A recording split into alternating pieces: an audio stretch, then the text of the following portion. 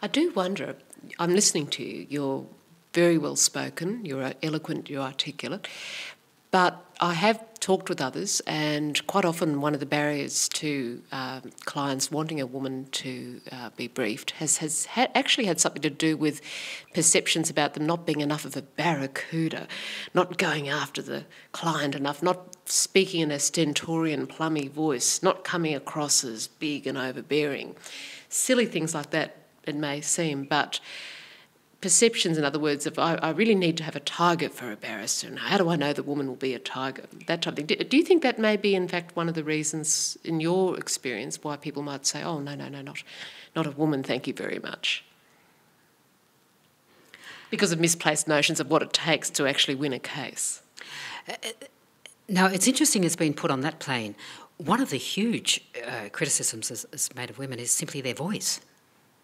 Something as basic as their voice, to the point now where at the New South Wales Bar Association they considered that to have been such an issue that they have speech training sessions. And that's perhaps not a bad idea, but I try to, again, get across the message. It's all about substance. If you don't have substance in your argument, it doesn't matter how many plums you have in your mouth, and or how many times you bash your fist on the podium, you're not going to succeed. So I think it's much more about substance. However, I do think that there are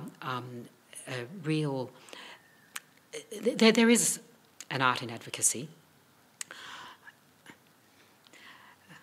I've paused for a very good reason. I gave a presentation last week in which I said I think this notion of art, the art of advocacy is nonsense, because I think that people got caught up in that. It just becomes a notion of a performance, whereas advocacy is something much more substantial than that. And that's why I wanted to get away from this art of advocacy. But one of the still most memorable experiences I had as an advocate is this. It was in a tax matter. It was in the federal court, and I was appearing before Justice Shepherd, wonderful old judge, who then of course became one of my colleagues when I was appointed to the federal court. And I was for the respondent, and I watched the applicant put up his argument. And it was as though, it was almost a visual thing for me. It was almost as though I could see the judge, who was supposed to be sitting in the centre, being drawn across to sit entirely in front of the applicant. So engrossed did he seem to be by the argument that was being put. And it really seemed to be going very well. And it seemed to me that when I got on my feet, I was going to be on the back foot, which is never a very good place for an advocate to be.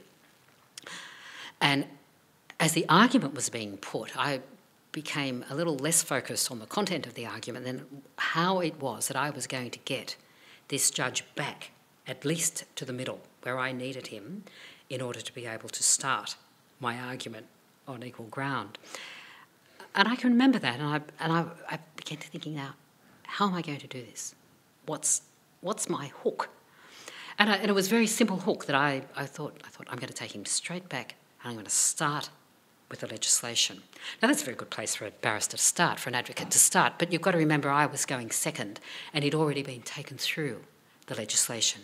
But I needed to get him looking at it afresh in the way I wanted him to look at it. And I've often thought of that.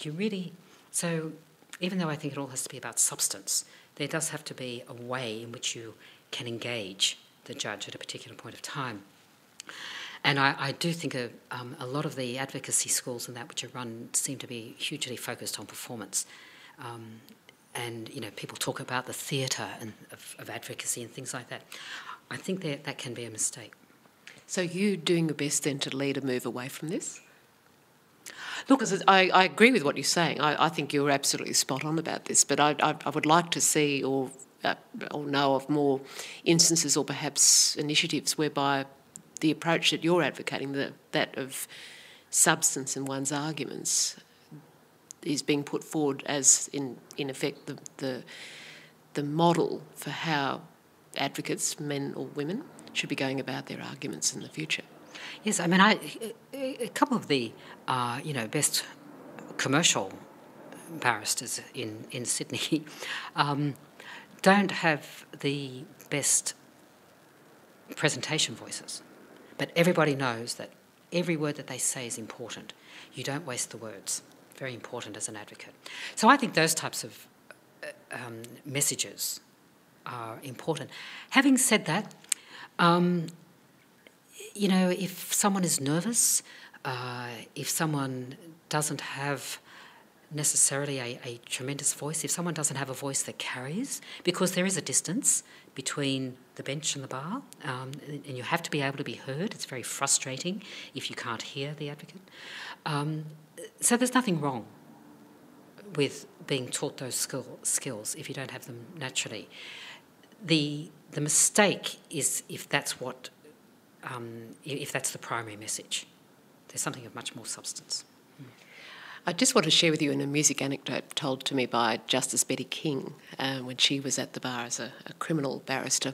And this is a rather different instance of the problems with being heard by the bench. She was asked to speak up and keep on speaking up, speak up, speak up. His Honour can't hear you. And eventually the associate came down and said to her, His Honour can't hear you, you've got the wrong coloured stockings on. Yes, oh yes. But it's interesting that that expression was used because in Sydney the expression that was used was, I can't see you. And that meant that there was something wrong with your attire. Did that ever happen to you? No.